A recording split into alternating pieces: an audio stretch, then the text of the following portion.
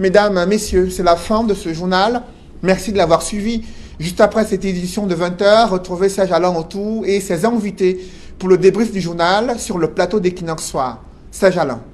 Première personnalité mondiale décédée des suites du coronavirus seront Emmanuel Macron, le président français. Je parle de Manu Dibango. Le président français Emmanuel Macron vient de rendre un vibrant hommage à Emmanuel Dibango, connu beaucoup plus sous le nom de Manu Dibango, dans un long texte qui a été rendu public sur le site de l'Élysée. Emmanuel Macron revisite la biographie, le parcours artistique exceptionnel de Manu Dibango, saluant un saxophoniste de génie, un talent hors pair, celui qui, à travers ses différentes sonorités musicales, a montré la dextérité de son talent et a également permis de promouvoir une diversité culturelle, artistique, monument mondial de la musique, fait savoir Emmanuel Macron.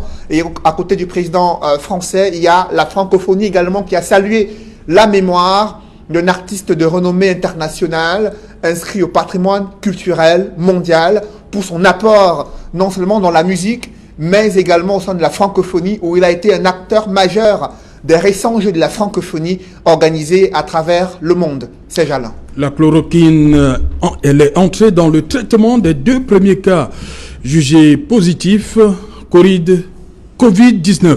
Le ministre de la Santé publique l'a fait savoir, les 2 premiers cas positifs de Covid-19 ont retrouvé la santé il y a quelques semaines, selon le ministre de la Santé publique. Et ce soir, il a révélé que le traitement utilisé pour les permettre de retrouver la santé était à base de chloroquine. Cependant, le docteur Manaouda Malaché veut être prudent en attendant que la communauté scientifique à travers le monde reconnaisse ce protocole. Il appelle les Camerounais à ne pas l'utiliser à travers une automédication. Seuls les hôpitaux publics ont des mains expertes pour pouvoir utiliser ce protocole thérapeutique en vue de soigner les symptômes liés au Covid-19 au Cameroun. Voilà, madame, monsieur, c'est dans l'essentiel. L'Equinox Soir, deuxième partie. Bonne soirée à vous, Cédric. Bonne soirée à vous, Serge Alain. Rendez-vous demain, 20h. Rendez-vous demain, 20h. Madame, monsieur, dans un instant, la suite. Equinox Soir.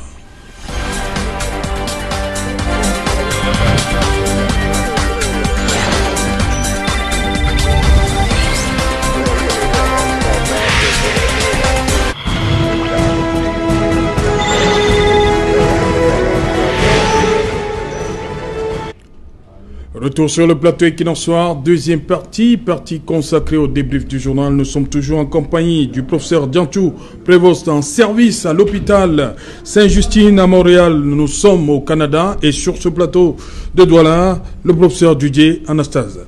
Dites-moi, prof, Manu Dibango, qu'est-ce que vous gardez comme souvenir? Alors, je dois dire que c'est très émouvant, comme ça, de perdre une grosse personnalité comme Manu Dibango. Tout le monde a connu Manu Dibango. Donc, je profite de l'occasion qui m'a offerte pour adresser mes condoléances les plus sincères à la famille et à tous les Camerounais et à toutes les personnes dans le monde entier qui l'ont connu.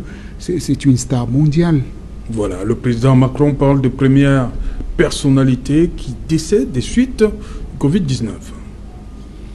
Oui, je crois que jusqu'ici on a eu beaucoup de décès, mais je crois que le décès de Manu Dibango affecte particulièrement la communauté scientifique et la communauté entière tout court. Voilà, nous allons prendre la direction de Montréal où nous attend le professeur Diantou Prévost. Je vous l'ai dit, il est en service à l'hôpital Sainte-Justine à Montréal. Professeur, Manu Dibango s'en est allé hier. Comment vous avez accueilli cette nouvelle, surtout des suites du Covid-19? Oui, merci. Cette nouvelle est correcte.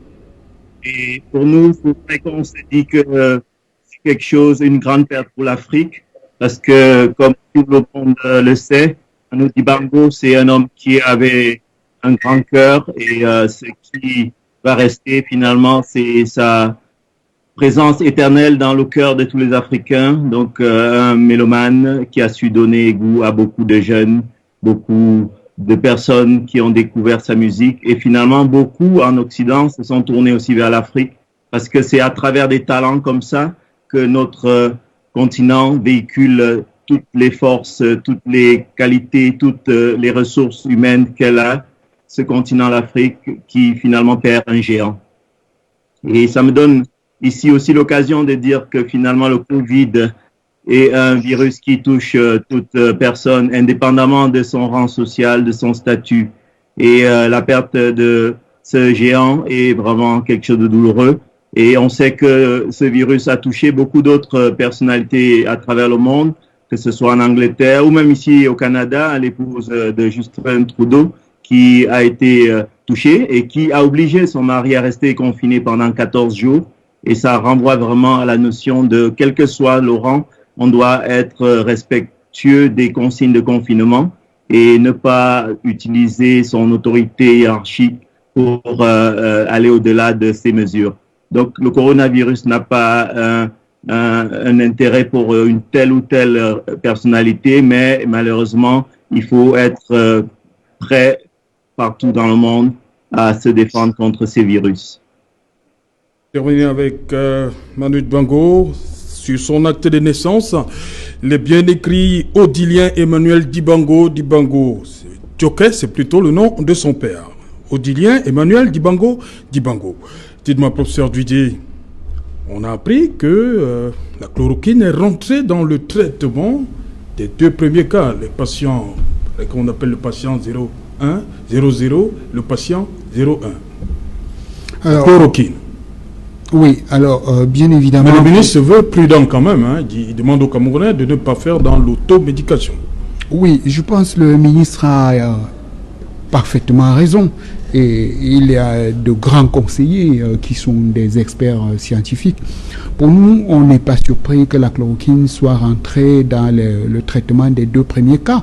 Mais il faut bien examiner le contexte. C'est quand même à l'hôpital central, dans un cadre où les patients sont hospitalisés, avec un collège d'experts qui évaluent les patients régulièrement et qui discutent entre eux et qui examine vraiment de savoir si c'est le moment d'introduire le médicament et quels sont les effets recherchés et surtout qui assure une surveillance des complications. Oui. Donc on ne va pas comme ça retenir que la chloroquine peut être utilisée par monsieur tout le monde, même pas par tout médecin comme ça dans son cabinet peut prescrire la chloroquine avec les dosages que je vois circuler sur les réseaux sociaux là, en se disant je suis en train de prévenir le Covid ou je suis en train de prévenir l'évolution vers les formes graves.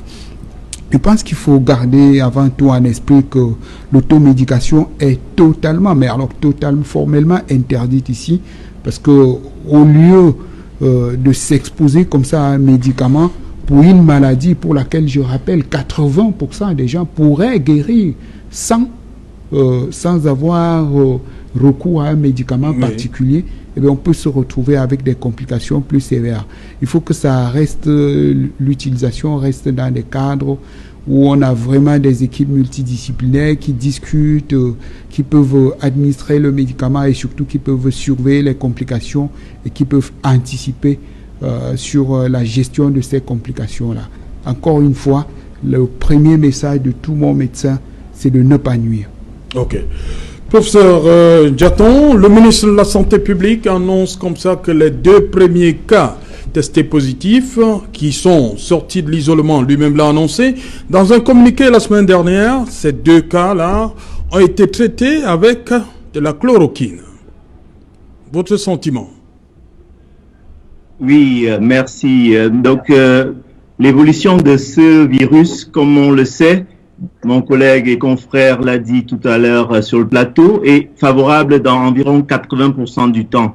Donc, c'est certain que l'histoire naturelle du virus pourrait être à mettre en balance selon les profils des patients. Dans une étude qui a été faite dans les premières grosses cohortes en Chine, on a pu montrer dans cette étude, les auteurs ont montré que le risque d'être hospitalisé ou d'avoir besoin de séjour en réanimation varie selon plusieurs facteurs. En particulier, on a vu que l'âge est un facteur important, les 80 ans et plus sont les plus à risque de décéder, environ 15% dans cette étude. Et plus l'âge diminue, plus le risque de complications graves ou de décès diminue. D'autres éléments, ce sont les maladies chroniques, qu'elles soient de type respiratoire, asthme, mucoviscidose ou maladies respiratoires en général. Des facteurs comme le tabac ou des facteurs aussi comme l'insuffisance rénale sont des facteurs qui associent un risque plus important. Et ce qui est important donc dans la décision thérapeutique, c'est de mettre en balance entre le risque d'une maladie qui va évoluer pour elle-même et le risque d'effets secondaires. Et dans cette réflexion, on pourrait effectivement se poser la question si on devrait traiter 100 malades qui ont une infection à coronavirus, il faudrait mettre en mesure toutes les dispositions pour que les effets secondaires soient le plus faibles possible. Or, quand je vois les difficultés pour ces mesures de mettre en place comme élément de surveillance, ça veut dire qu'il faudrait pour 100 malades faire à tous un électrocardiogramme avant, un électrocardiogramme 2 jours après, un dosage de potassium dans le sang, parce qu'on sait que des facteurs tels que la malnutrition chronique peuvent être associés à une hypocalémie qui passerait inaperçue. Donc, les mesures qui peuvent être prises ailleurs devraient être adaptées à des populations. Donc, c'est important et on entend bien que cette règle de traitement qui a été prise au Cameroun, c'est une règle qui est faite dans un contexte bien contrôlé. Donc, le ministre de la Santé a établi que ce traitement-là serait administré chez les patients qui ont été confirmés positifs et il faudrait aussi que ce traitement-là ne soit pas prescrit par des médecins dans un contexte hors le cadre de cette épidémie. Donc, il y a une traçabilité qui est importante à mettre en place parce qu'on devra, au terme de ça, apporter des données épidémiologiques pour voir si le profil d'efficacité dans nos populations est quelque chose qui est positif et ce suivi épidémiologique passe par la mise sur pied dès le premier patient traité d'un système de registre pour suivre l'évolution du traitement et les effets secondaires. Et pour finir, j'appelle aussi la population, et ça a déjà été martelé par le ministre de la Santé, à ne pas essayer de faire l'autotraitement. L'autotraitement en prophylaxie, en prévention, c'est pas quelque chose qui est à recommander. On a vu des effets secondaires des cas d'intoxication avec coma au Nigeria et des cas d'intoxication aussi dans certaines parties du Cameroun. Et ce qu'on recommande aux populations, c'est de respecter les consignes de traitement uniquement en cas de diagnostic avéré et dans un cadre contrôlé établi par le gouvernement. Et pour ce qui est des effets secondaires, c'est important de faire ce suivi parce qu'à partir de là, on pourra identifier des patients qui sont à risque. Par exemple, un patient qui a un déficit en G6PD, on pourra, par exemple, identifier et suivre des patients qui n'auraient pas un bénéfice, mais plutôt un risque augmenté. Voilà. Professeur Didier, parlant justement des effets secondaires, est-ce qu'il y a une comme ça ou après combien de temps on peut commencer à les voir ou bien les sentir, les effets secondaires? C'est tout de suite, après une semaine? Alors, après combien de temps? Alors, dans le cadre de la chloroquine, qui sont utilisées, ce sont des doses qui n'ont pas été utilisées précédemment, mais de façon générale, il faut savoir que les effets secondaires d'un médicament sont de deux types. Il y a ceux qui dépendent de la dose et puis il y a ceux qui, quelle que soit la dose, vont quand même survenir. Dans le cas d'espèces, on utilise quand même des doses pour lesquelles on n'a pas expérimenté ces doses-là au départ. Dans le cas du palu, c'était des doses plus faibles, que ce soit dans la polyarthrite rhumatoïde ou dans le lupus érythémato-disséminé, c'est encore des doses plus faibles. Et donc, je pense que ce que la population doit avant tout retenir, c'est que on peut avoir des effets secondaires et certains de ces effets secondaires-là peuvent vraiment être plus graves que la maladie. Notamment, on peut se retrouver en dialyse parce qu'on a une insuffisance rénale, on peut perdre la vue et puis surtout au niveau cardiaque, on peut faire ce qu'on appelle des troubles du rythme, un type de trouble du rythme très particulier dans lequel le cœur bat en désordre et très vite, ce qu'on appelle la toxade de pointe et qui peut conduire très rapidement à la mort. Oui. Mais je profite pour saluer effectivement cette décision du ministre de la Santé parce que ça veut dire que nous, les praticiens, bientôt, on aura donc accès. Il faut ramener cette chloroquine, il faut être plus grave que la maladie. Il faut avoir un monitoring cardiaque en continu. Mais, prof, il y en a qui prennent cette chloroquine à titre préventif. Ce n'est pas parce qu'ils sont déjà malades. À titre préventif. Quand vous dites bien qu'il n'y en a plus dans les pharmacies, les Camerounais se sont rués. Alors, ceux qui sont bien portants. J'espère bien que non, parce qu'à titre préventif, dans le cadre du Covid, eh bien, on serait totalement en dehors de ce qui est même recommandé même par le professeur Didier Raoult lui-même, qui, je l'ai dit encore, on ne discute pas ces opinions ici. C'est une star mondiale de l'infectiologie et de la médecine tout court. Mais vous voyez, les autorités sont prudentes et nous pensons qu'il faut garder cette prudence-là. Chaque fois qu'on est dans le doute, eh bien, il faut garder une certaine prudence, une certaine humilité et vraiment décider en collégialité avec les confrères. En sachant que, globalement, dans une semaine ou deux, nous allons avoir la réponse parce que tous ces essais cliniques qui ont démarré là vont très vite. Et je pense que dans les 2-3 semaines maximum, on saura si la chloroquine marche, on saura si le principe de prudence a été bien ou bien si nous avons perdu un peu de temps. Mais en fait, c'est pas une perte de temps parce qu'il faut avoir les preuves que le médicament marche. On parle de la chloroquine, mais on ne parle pas beaucoup de certains médicaments sur lesquels on a fondé beaucoup d'espoir. Je pense à certains antiviraux comme l'opinavir, dont l'essai clinique a été publié il y a 2 jours et effectivement ça a été négatif. Donc ça n'a pas démontré que ça pouvait soigner ces malades-là dans des phases sévères alors qu'on fondait beaucoup d'espoir. Donc parfois la recherche scientifique peut comme ça s'accompagner de pas mal de surprises. Ok. Professeur Diantou, rapidement, quel est l'état des lieux du Covid-19 au Canada, chez vous? Oui, effectivement, merci Serge. Donc le Covid, comme dans beaucoup de pays, est en train de faire des ravages. Donc on a actuellement au Canada plus de 3000 cas et sur les dernières 24 heures, par exemple, on est à 500 nouveaux cas et un total de 35 décès depuis le début de cette arrivée au Canada. Et ce qu'il faut souligner, et ça c'est aussi finalement ce qu'on observe dans cette épidémie, c'est que le Canada se trouve là où le Cameroun se trouvait il y a à peine 10 jours. Donc cette évolution, avec actuellement 70 cas au Cameroun et 3200 cas au Canada, cette évolution traduit ce qu'on appelle l'exponentialité de l'épidémie. Et donc, cette exponentialité évolue de façon très rapide. Et donc, les mesures qu'on veut mettre en place pour diminuer cette exponentialité, on l'a mis en place ici au Canada. On a fermé les frontières, on a mis en place des mesures d'isolement, on a formé des médecins. Nous avons été formés sur les techniques d'habillage. Par exemple, vous voyez là, j'étais en train de faire une endoscopie au bloc opératoire. On a établi des lignes directrices pour protéger les soignants. Il faut dire quand même que jusqu'à 50% du personnel médical est source d'être contaminé à un moment donné. Et tous ces couloirs de soins sont vraiment importants. Et je voudrais faire ici un petit clin d'œil sur une initiative toute récente qui a permis de protéger les soignants et protéger aussi les autres patients de l'hôpital. C'est un système de dépistage au volant. Donc le système de dépistage du test donc pour la recherche du virus dans le nez et la gorge se fait lorsque les individus suspects sont dans leur voiture et ensuite on fait le prélèvement au volant. Et ce test-là, cette approche-là permet d'éviter de mettre en contact des personnes malades avec des personnes saines. Donc l'établissement de couloirs de circulation dans l'hôpital est quelque chose de fondamental. La priorisation en termes de programmation est importante. Donc j'ai passé ma journée de lundi, mardi, aujourd'hui, donc j'ai passé plusieurs journées à appeler les patients pour leur donner finalement une consigne téléphonique pour éviter, lorsqu'ils sont en santé, de venir à l'hôpital. Et ça, c'est aussi un élément important de faire la télémédecine. Donc, ça demande aussi d'avoir une plateforme pour assurer cela. Mais même par téléphone, c'est possible de faire un suivi médical.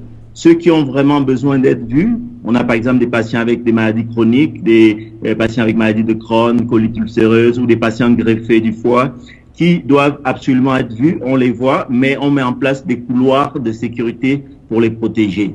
Et la dernière chose, c'est aussi finalement la mise sur pied d'études épidémiologiques qui permettent de suivre l'évolution de ces malades, les caractériser en fonction de ce qu'ils ont eu comme symptômes et aussi pour ceux qui sont dans les familles, parce que l'isolement se fait la plupart du temps dans les familles. Et ceux qui sont suspects, qui sont isolés en famille, on les met dans un environnement qui leur permet de ne pas être en contact avec les autres membres de la famille. Et puis, régulièrement, ces personnes doivent remplir des symptômes sur un site web comme un portail qui permet à ce moment-là de voir s'il y a un moment donné où les choses s'aggravent. Et ça, la population doit savoir, par exemple, que la phase autour de 6-7 jours, c'est une phase délicate et c'est souvent dans cette phase que les manifestations respiratoires peuvent apparaître. Voilà. Donc, on évolue en termes de nombre de cas, mais on met des mesures pour diminuer la charge, la lourdeur pour le système de soins. Et les équipes médicales sont prêtes. Il faut préparer les soignants. Il faut qu'on se mette dans une dynamique où on ne doit pas ramener les microbes à la maison. Vous voyez cette tenue, c'est parce qu'au contact du milieu hospitalier, je serai moins sujet de ramener à la maison le virus. Et si on revient à la maison, il faut laisser les chaussures à l'entrée. Toutes ces mesures, ce sont des mesures de prévention qui sont capitales. Et la chloroquine, pour l'instant, on a des études cliniques qui sont en cours. Il y a des études qui sont faites pour les patients déjà malades, mais aussi des études qui sont faites en prophylaxie chez les soignants. Et ces études chez les soignants, c'est des études qui sont faites dans un cadre bien défini. Ce ne sont pas les personnes de la population générale qui doivent prendre ces médicaments. Merci, professeur Diantou Prévost, de nous avoir accordé un peu de ce temps-là très précieux. Vous avez abandonné, on va le dire comme ça, les malades. Merci beaucoup. Oui, merci. À la prochaine fois. Merci Serge Alain. Je voudrais vraiment remercier tous les confrères médecins camerounais ou les autres médecins ici au Canada, en France. Il y en a même un de nos compatriotes qui est malade. Je lui fais un clin d'œil, qui est hospitalisé à Paris. Il a le Covid, mais il se bat. Je lui envoie mon salut. Et je voudrais remercier aussi mon confrère Dr Bamidele Alekbeye, qui travaille dans le NOZO et qui se bat. Il est chirurgien. Et puis finalement, tous les Camerounais, je leur dis, soyez forts, parce qu'ensemble, on va y arriver. Merci, professeur. Votre mot de la fin, rapidement, professeur Dudé.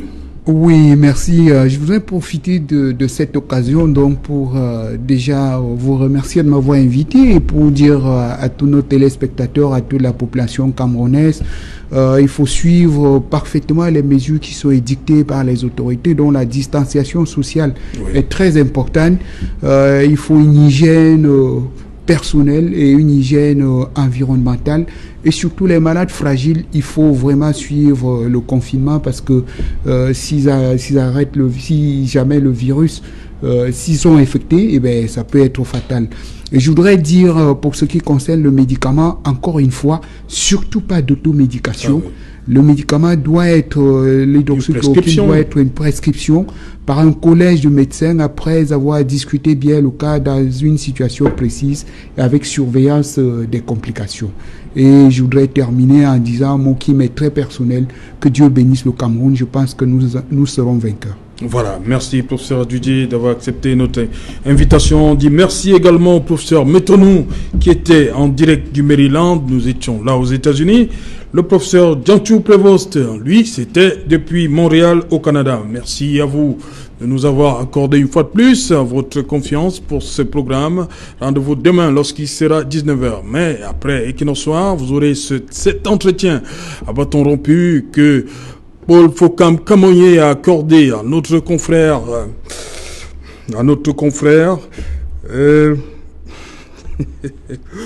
j'oublie, Jules Domché, voilà, le nom revient, Jules Domché qui va s'entretenir avec Paul Fokam Kamoye, président directeur général d'Afriqueland First Bank. Ce sera tout de suite après Equinoxe Soir, Jules Domché et Paul Fokam Kamoye. Bonsoir, Yaoundé.